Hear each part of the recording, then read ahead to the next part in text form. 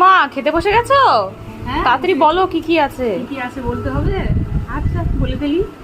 গরম গরম সাদা ভাত নিয়েছি, শসা আর পেঁয়াজ, সাথে আছে ওল সেদ্ধ। ওল সেদ্ধ আজকে পেঁয়াজ, কাঁচা লঙ্কা, ধনেপাতা, কাসুন্দি সব কিছু দিয়ে সুন্দর করে মেখেছি। আর সাথে আছে আলু ফুলকপির তরকারি। জানো তো ফুলকপি না যখন সিজন তখন খেতে ইচ্ছা করে না, এখন দাম বেশি, কি ভালো লাগে খেতে, দারুণ লাগে ফুলকপি। পার্শে মাছ, সর্ষে পোস্ত দিয়ে পার্শে মাছের ঝাল করেছি। আর সব শেষে করেছি বেলে মাছের তেল ঝাল। আর সব কটা বেলে মাছে না পেটের মধ্যে ডিম ছিল, আজকে এনেছে বেলে মাছগুলো খুব ভালো। তাহলে স্টার্ট করি।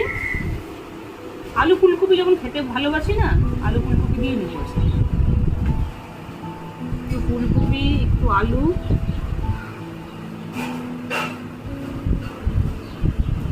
দারুণ হচ্ছে। সিজন না তো ভালো লাগে না, তখন খেতে খেতে একঘেয়ে হয়ে যায়, এখন সিজন না তো খুব ভালো লাগে।